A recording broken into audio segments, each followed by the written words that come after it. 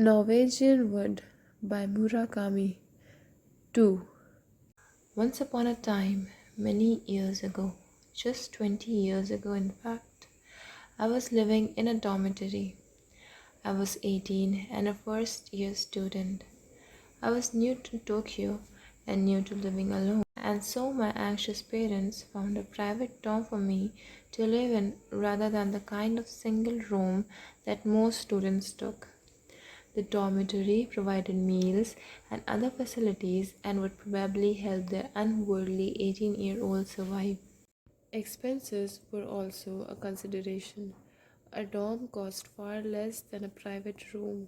As long as I had bedding and a lamp, there was no need to buy a lot of furnishings.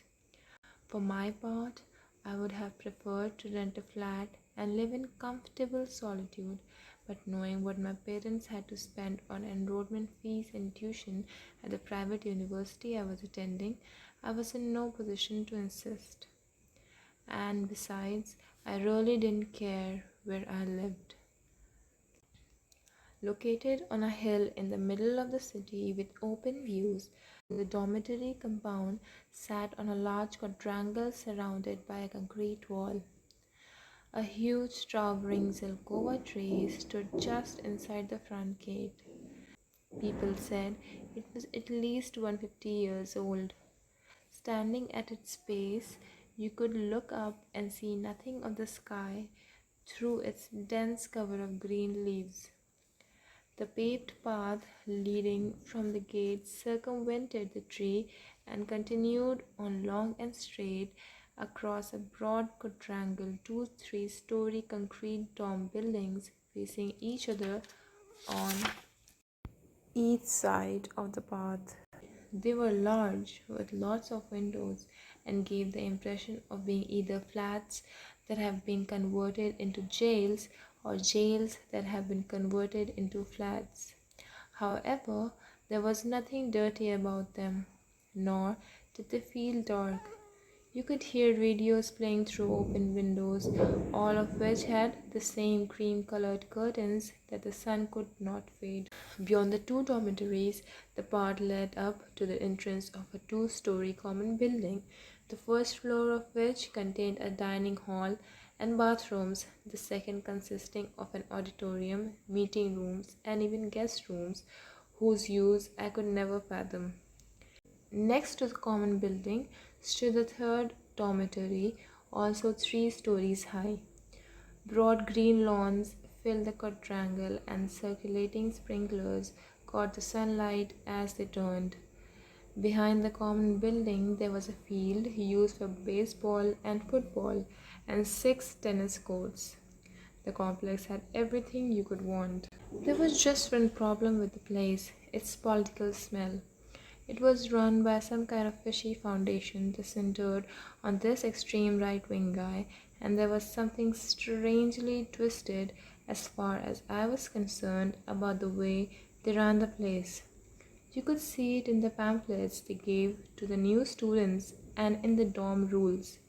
The proclaimed founding spirit of the dormitory was to strive to nurture human resources of service to the nation through the ultimate in educational fundamentals.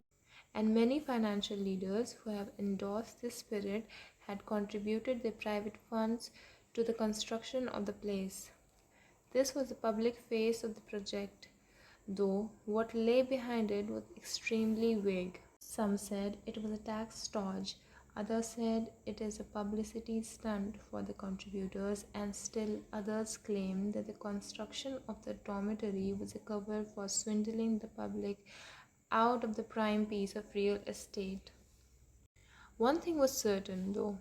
In the dorm complex, there existed a privileged club composed of elite students from various universities. They formed study groups that met several times a month and included some of the founders. Any member of the club could be assured of a good job after graduation. I had no idea which, if any, of these theories was correct, but they all shared the assumption that there was something fishy about the place. In any case, I spent 2 years, from the spring of 1968 to the spring of 1970, living in this fishy dormitory. Why I put up with it so long, I can't really say. In terms of everyday life, it made no practical difference to me whether the place was right wing or left wing or anything else. Each day began with a solemn raising of the flag. They played the national anthem too, of course. You couldn't have one without the other. The flagpole stood in the very center of the compound, where it was visible from every window of all three dormitories. The head of the East Dormitory, my building, was in charge of the flag. He was a tall, eagle eyed man in his late 50s or early 60s. His bristly hair was flecked with gray, and his sunburnt neck bore a long scar. People whispered that he was a graduate of the wartime Nakano Spy School, but no one knew for sure. Next to him stood a student who acted as his assistant. No one really knew this guy either. He had the world's shortest crew cut and always wore a navy blue student uniform.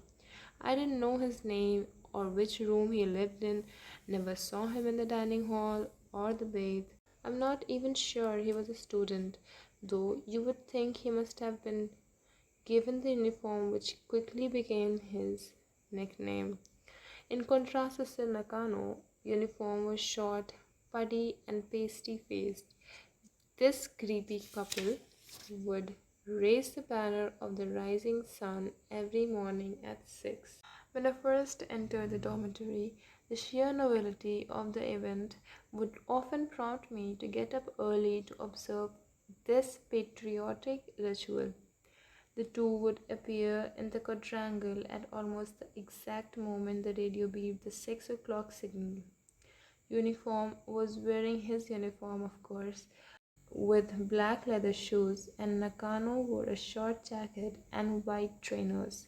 Uniform held a ceremonial box of untreated Polonia wood, while Nakano carried a Sony tape recorder at his side. He placed this at the base of the flagpole, while Uniform opened the box to reveal a neatly folded banner. This he reverentially proffered to Nakano, who would clip it to the rope on the flagpole, revealing the bright red circle of the rising sun on a field of pure white.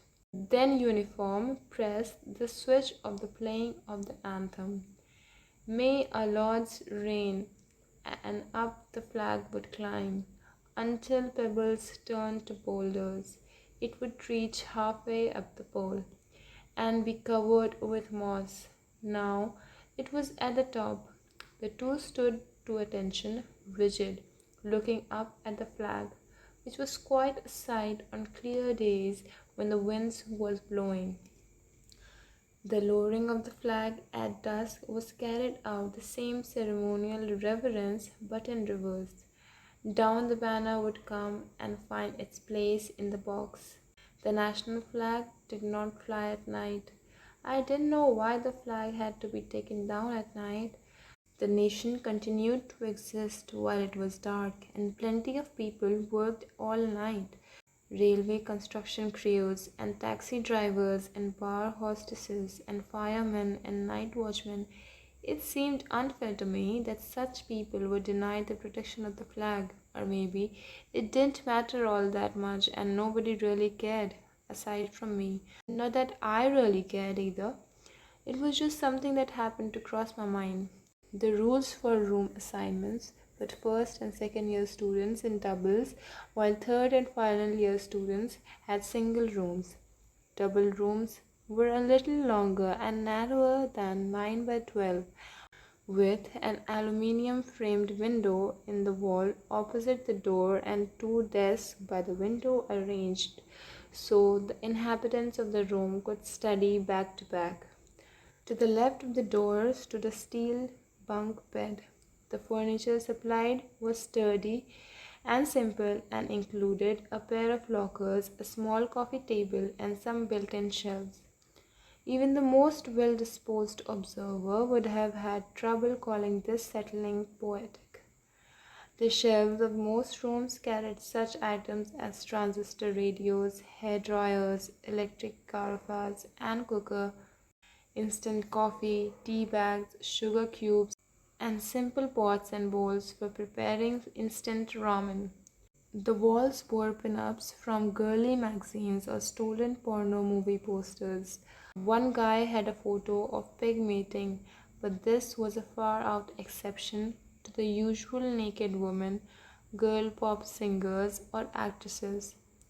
Bookshelves on the desks held textbooks, dictionaries, and novels. The filth of these all-male rooms was horrifying. Moldy mandarin skins clung to the bottoms of the waste paper baskets.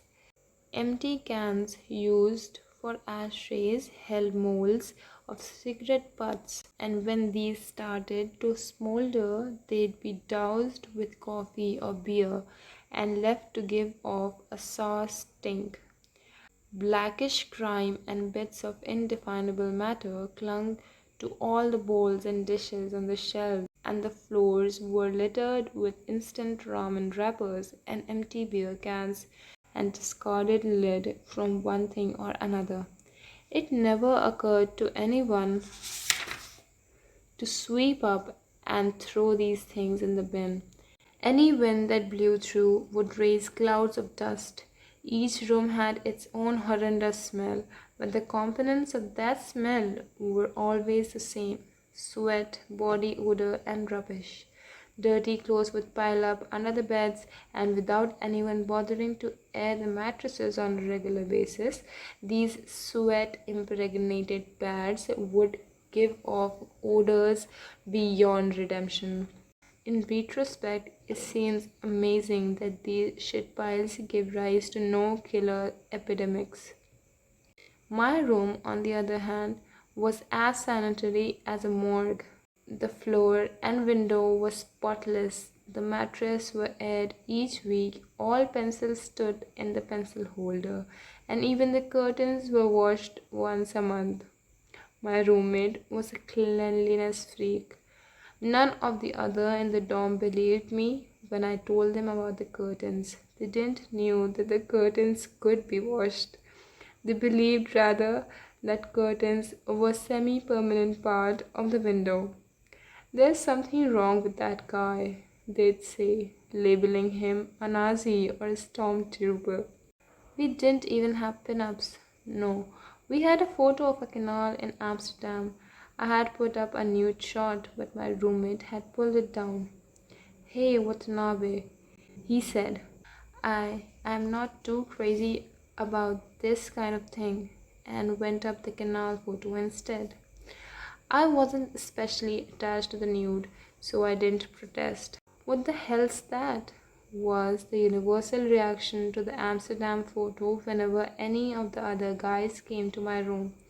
Oh, Stormtrooper likes to wank looking at this, I said. I meant it as a joke, but they all took me seriously. So seriously that I began to believe it myself. Everybody sympathized with me for having Stormtrooper as a roommate, but I really wasn't that upset about it. He left me alone as long as I kept my area clean. And in fact, having him as my roommate made things easier for me in many ways. He did all the cleaning, he took care of the sunning of the mattresses, he threw out the rubbish. He'd give a sniff and suggest a bath for me if I had been too busy to wash for a few days. He'd even point out when it was time for me to go to the barber's or trim my nasal hair. The one thing that bothered me was the way he would spray clouds of insecticides if he noticed a single fly in the room, because then I had to take refuge in a neighboring shit pile. Stormtrooper was studying geography at a national university. As he told me the first time we met, I'm studying maps. You like maps? I asked. Yup. When I graduated, I'm going to work for the Geographical Survey Institute and make maps. I was impressed by the variety of dreams and goals that life could offer. This was one of the very first new impressions I received when I came to Tokyo for the first. The thought struck me that society needed a few people, just a few, who were interested in and even passionate about map making. Odd though, that someone who wanted to work for the government's Geographical Survey Institute should stutter every time he said the word map. Stormtrooper often didn't stutter at all, except when he pronounced the word map, for which it was 100% certainty. What are you studying? He asked me. Drama, I said. Nah, just read scripts and do research. Racine, Ionesco, Shakespeare, stuffs like that. He said he had heard of Shakespeare but not the others. I hardly knew anything about the others myself. I had just seen their names in lecture handouts. You like plays? He asked. Not specially. This confused him, and when he was confused, his stuttering got worse. I felt sorry I had done that to him. I could have picked anything, I said. Ethnology, Asian history. I just happened to pick drama, that's all. Which was not the most convincing explanation I could have come up with. I don't get it, he said, looking as if he really didn't get it. I like maps, so I decided to come to Tokyo and get my parents to send me money so I could study maps, but not you, huh? His approach made more sense than mine. I gave up trying to explain myself. Then we drew lots, matchsticks, to choose bunks. He got the upper bunk. Tall, with a crew cut and high cheekbones, he always wore the same outfit: white shirt, black trousers, black shoes, navy blue jumper.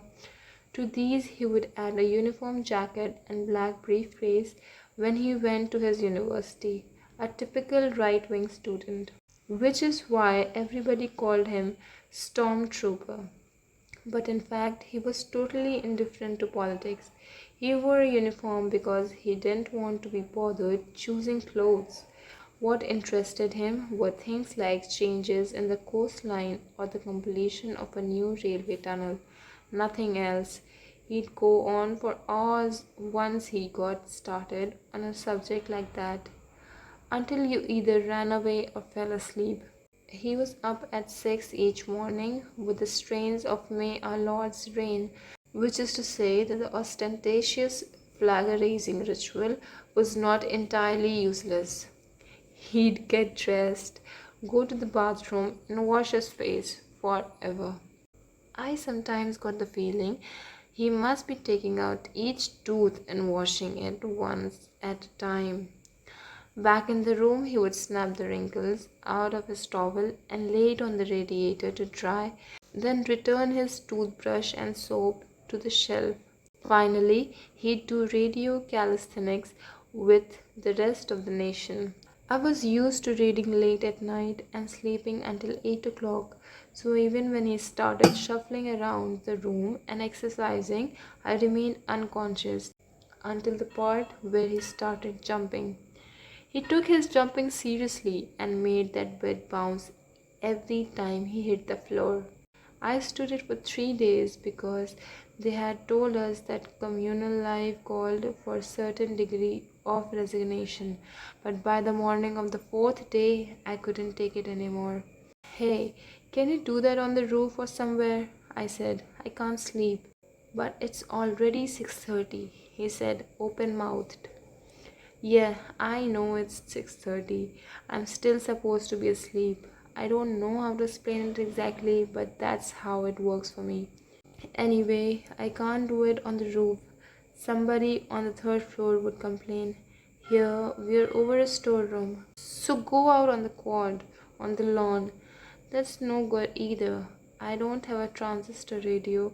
I need to plug it in, and you can't do radio calisthenics without music. True, his radio was an old piece of junk without batteries. Mine was a transistor portable, but it was strictly FM for music. Okay, let's compromise, I said. Do your exercises, but cut out the jumping part. It's so damn noisy. What do you say? Jumping? What's that? Jumping is jumping, bouncing up and down.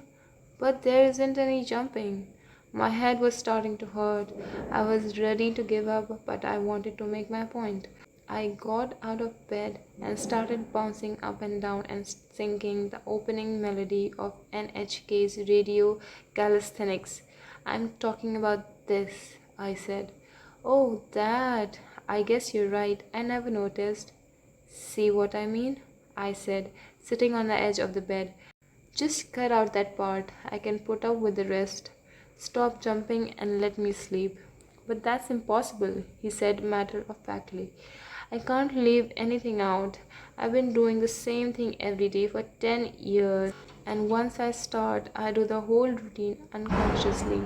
If I left something out, I wouldn't be able to do any of it. There was nothing more for me to say. What could I have said?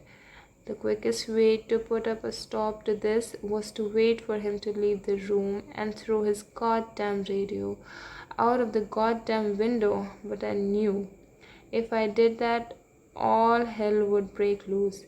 Stormtrooper treasured everything he owned. He smiled when he saw me sitting on the bed at a loss of words and tried to comfort me. Hey Watanabe, why don't you just get up and exercise with me? And he went off to breakfast. Naoko chuckled when I told her the story of Stormtrooper and his radio calisthenics. I hadn't been trying to amuse her, but I ended up laughing myself. Though her smile vanished in an instant, I enjoyed seeing it for a first time in a long time. Though her smile vanished in an instant, I enjoyed seeing it for the first time in a long while.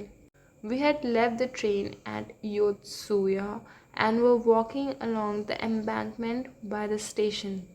It was a Sunday afternoon in the middle of May. The brief on and off showers of the morning had cleared up before noon, and a south wind had swept away the low hanging clouds. The brilliant green leaves of the cherry trees stirred in the air, splashing sunlight in all directions. This was an early summer day. The people we passed carried the jumper or jackets over the shoulders or in their arms. Everyone looked happy in the warm Sunday afternoon sun. The young men playing tennis in the courts beyond the embankment had stripped down to their shorts.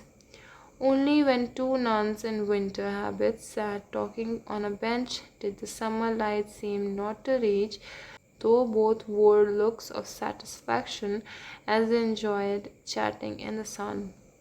15 minutes of walking, and I was sweaty enough to take off my thick cotton shirt and go with a t-shirt. Naoko had rolled the sleeves of her light grey sweatshirt up to her elbows. It was nicely faded, obviously, having been washed many times. I felt as if I had seen her in that shirt long before. This was just a feeling I had, not a clear memory. I didn't have that much to remember about Naoko at that time. But how do you like communal living? She asked. Is it fun to live with a lot of other people? I don't know. I've only been doing it a month or so. It's not that bad. I can't stand it. She stopped at a fountain and took a sip. Wiping her mouth with a white handkerchief she took from her trouser pocket.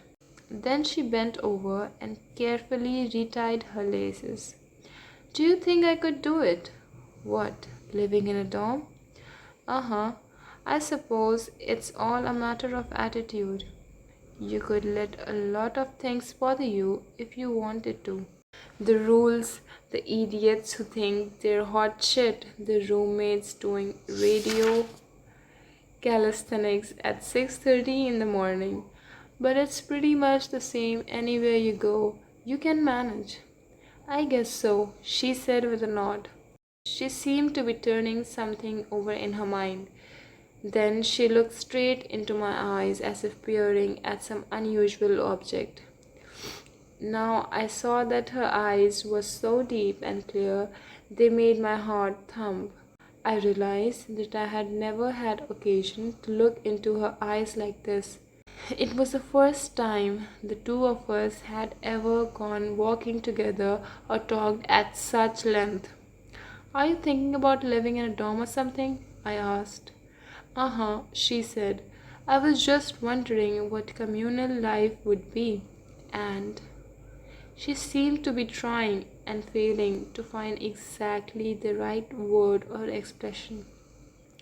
Then she sighed and looked down. "Oh, I don't know. Never mind." That was the end of the conversation. She continued walking east, and I followed just behind. Almost a year had gone by since I had last seen Naoko, and in that time she had lost so much weight as to look like a different person. Almost a year had gone by since I had last seen Naoko, and in that time she had lost so much weight as to look like a different person. The plump cheeks that had been a special feature of hers were all but gone. Her neck had become delicate and slender. Not that she was bony now or unhealthy looking. There was something natural and serene about the way she had slimmed down, as if she had been hiding in some long, narrow space until she herself had become long and narrow, and a lot prettier than I remembered. I wanted to tell her that, but couldn't find a good way to put it. We had not planned to meet, but had run in each other on the Chuo commuter line. She had decided to see a film by herself, and I was headed for the bookshop in Kanda. Nothing's urgent in either case. She had suggested that we leave the train, which we happened to do in Yotsuya, with the green embankment makes for a nice place to walk by the old castle moat. Along together, we had nothing in particular to talk about, and I wasn't quite sure why Naoko had suggested we get off the train. We had never really had much to say to each other. Naoko started walking the minute we hit the street, and I hurried after her, keeping a few paces behind. I could have closed the distance between us, but something held me back. I walked with my eyes on her shoulder and her straight black hair. She wore a big brown hair slide, and when she turned her head, I caught a glimpse of a small white ear. Now and then she would look back and say something. Sometimes it would be a remark I might have responded to, and sometimes it would be something to which I had no idea how to reply. Other times I simply couldn't hear what she was saying. She didn't seem to care one way or another. Once she had finished saying whatever she wanted to say, she'd face front again and keep on walking. Oh, well, I told myself it was a nice day for a stroll. This was no mere stroll for Naoko, though, judging from that walk. She turned right at Idabashi, came out at the moat, climbed the hill at Ochanomizu, and came out at Hongo. From there, she followed the tram tracks to Komagome. It was a challenging route. By the time we reached Komagome, the sun was sinking and the day had become a soft spring evening. "Where are we?" asked Naoko, as if noticing our surrounding for the first time. "Komagome," I said. "Didn't you know? We made this big arc. Why did we come here?" "You brought us here. I was just following you." We went to a shop by the station for a bowl of noodles. Thirsty, I had a whole beer to myself. Neither of us said a word from the time we gave our order to the time we finished eating. I was exhausted from all that walking, and she just sat there with her hands on the table, mulling something over and over. All the leisure spots were crowded on this warm Sunday, they were saying on the TV news. And we just walked from Yotsuya to Komagome. I said to myself, well, you're in good shape, I said when I had finished my noodles. Surprised? Yeah. I was a long distance runner at school. I'll have you know, I used to do the 10,000 meters, and my father took me mountain climbing on Sundays ever since I can remember. You know our house right there next to the mountain? I've always had the strong legs. It doesn't show, I said. I know, she answered. Everybody thinks I'm this delicate little girl, but you can't judge a book by its cover. To which she added a momentary smile. And that goes for me too, I said. I'm worn out. Oh, I'm sorry. I've been dragging you around all day. Still, I'm glad we had a chance to talk. We have never done that before, just the two of us, I said, trying without success to recall what we had talked about. She was playing with the ashtray on the table. I wonder, she began, if you wouldn't mind, if it really wouldn't be any bother to you, do you think we could see each other again? I know I don't have any right to be asking you this. Any right? What do you mean by that? She blushed. My reaction to her request might have been a little too strong. I don't know. I can't really explain it, she said, tugging the sleeves of her sweatshirt up over the elbow and down again. The soft hair on her arm shone a lovely golden color in the lights of the shop.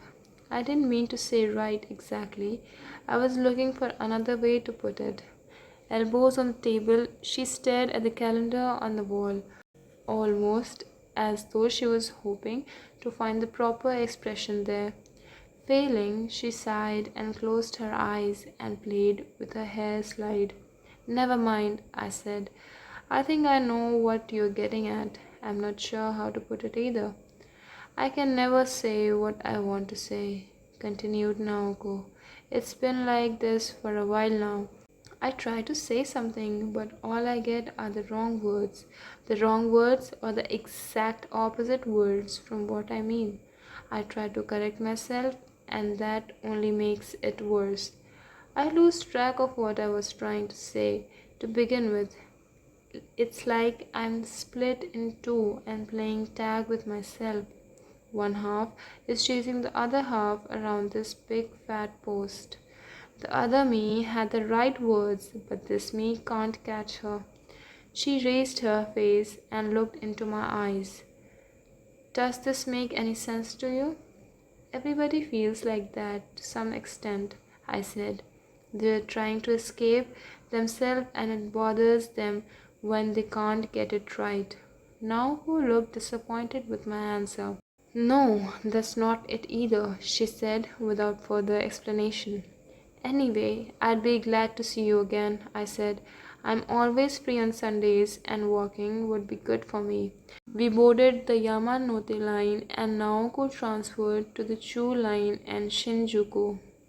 She was living in a tiny flat way out in the west suburb of Kokubunji.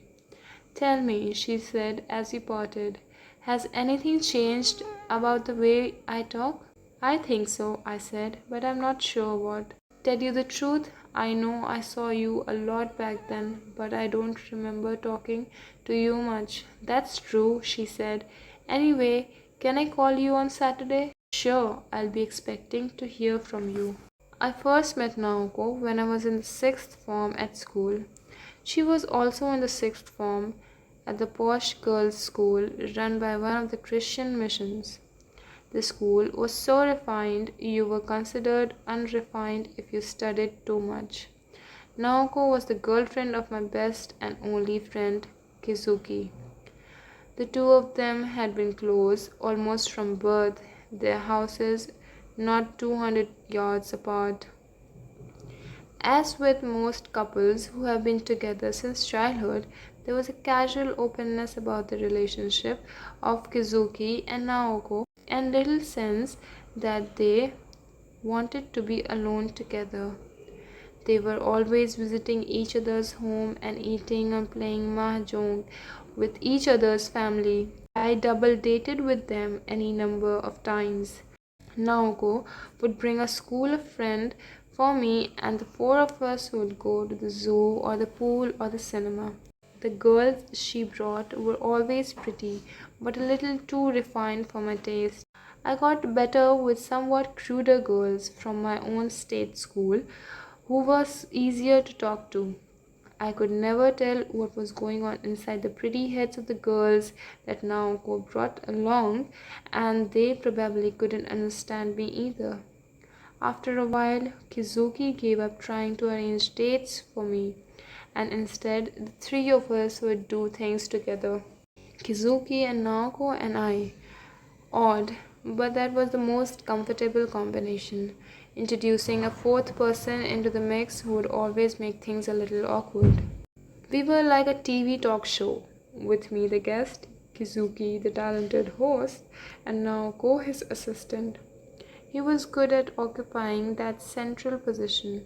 True, he had a sarcastic side that often struck people as arrogant, but in fact he was a considerate and fair-minded person. He would distribute his remarks and jokes fairly to Naoko and to me, taking care to see that neither of us felt left out. If one of the others stayed quite too long, he would steer his conversation in that direction and get the person to talk.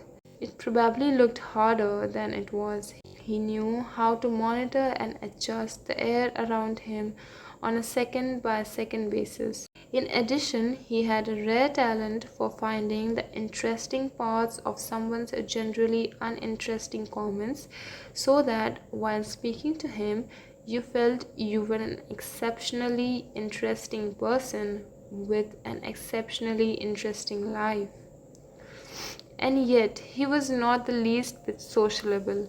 I was his only real friend at school. I could never understand why such a smart and capable talker did not turn his talents to the broader world around him, but remained satisfied to concentrate on our little trio. Nor could I understand why he picked me to be his friend. I was just an ordinary kid who liked to read books and listen to music and didn't stand out in any way that would prompt someone like Kizuki to pay attention to me. We hit it off straight away though. His father was a dentist, known for his professional skill and his high fees. Want to double date Sunday? He asked me just after we met. My girlfriend goes to a girls' school and she'll bring along a cute one for you. Sure, I said, and that was how I met Naoko. The three of us spent a lot of time together, but whenever Kizuki left the room, Naoko and I had trouble talking to each other. We never talked, and in fact, there was no topic of conversation that we had in common. Instead of talking, we'd drink or toy with something on the table and wait for Kizuki to come back and start up the conversation again. Naoko was not particularly talkative, and I was more of a listener than a talker, so I felt uncomfortable when I was left alone with her. Not that we were incompatible, we just had nothing to talk about. Naoko and I saw each other only once after Kizuki's funeral. 2 weeks after the event, we met at a cafe to take care of some minor matter, and when that was finished, we had nothing more to say. I tried raising several different topics, but none of them led anywhere. And when Naoko did talk, there was an edge to her voice. She seemed angry with me, but I had no idea why. We never saw each other again until that day a year later we happened to meet on the Chu line in Tokyo. Naoko might have been angry with me because I, not she, had been the last one to see Kizuki. That might not be the best way to put it, but I more or less understood how she felt. I would have swapped places with her if I could have, but finally, what had happened, and there was nothing I could do about it. It had been a nice afternoon in May. After lunch, Kizuki suggested we skip classes and go play pool or something. I had no special interest in my afternoon classes, so together we left school, ambled down the hill to a pool hall on the harbor, and played 4 games. When I won the first easy-going game, he became serious and won the next 3. This meant I paid, according to our custom. Kizuki didn't make a single joke as he played, which was most unusual. We smoked afterwards. Why so serious? I asked. I didn't want to lose today, said Kizuki with a satisfied smile. He died that night in his garage. He led a rubber hose from the exhaust pipe of his N360 to a window, taped over the gap in the window, and revved the engine. I had no idea how long it took him to die. His parents had been out visiting a sick relative, and when they opened the garage to put their car away, he was already dead. His radio was going, and a petrol station receipt was tucked under the windscreen wiper. Kizuki had left no suicide note and had no motive that anyone could think of. Because I had been the last one to see him, I was called in for questioning by the police. I told that investigation officer that Kizuki had given no indication of what he was about to do, that he had been exactly the same as always. The policeman had obviously formed a poor impression of both Kizuki and me, as if it was perfectly natural for the kind of person who would skip classes and play pool to commit suicide.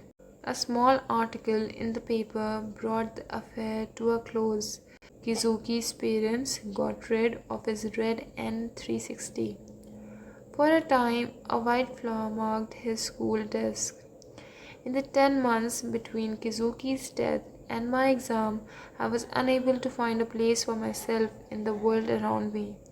I started sleeping with one of the girls at school, but that didn't last 6 months. Nothing about her really got me. I applied to a private university in Tokyo, the kind of place with an entrance exam for which I wouldn't have to study much, and I passed without exhilaration. The girl asked me not to go to Tokyo. It's 500 miles from here, she pleaded. But I had to get away from Kobe at any cost. I wanted to begin a new life where I didn't know a soul. You don't give a damn about me anymore, now that you have slept with me, she said, crying. That's not true, I insisted. I just need to get away from this town. But she was not prepared to understand me, and so we parted. Thinking about all the things that made her so much nicer than the other girls at home, I sat on the bullet train to Tokyo, feeling terrible about what I had done, but there was no way to undo it. I would try to forget her. There was only one thing for me to do when I started my new life in the dorm. Stop taking everything so seriously. Establish a proper distance between myself and everything else. Forget about green base pool tables and red N360s and white flowers on school desks. About smoke rising from tall crematorium chimneys and chunky paperweights in police interrogation rooms. It seemed to work at first. I tried hard to forget, but there remained inside me a vague knot of fear. And as time went by, the knot began to take on a clear and simple form, a form that I am unable to put in words. Like this, death exists, not as the opposite, but as a part of life. It's a cliche translated into words, but at the time I felt it not as words, but as the knot of hair inside me. Death exists in a paperweight, in a 4 red and white balls on the pool table, and we go on living and breathing it into our lungs like fine dust. Until that time, I had understood death as something entirely separated from and independent of life. The hand of death is bound to take us, I had felt, but until the day it reaches out for us, it leaves us alone. This had seemed to me the simple, logical truth. Life is here, death is over there. I am here, not over there. The night Kizuki died, however, I lost the ability to see death and life in such simple terms. Death was not the opposite of life. It was already here, within my being.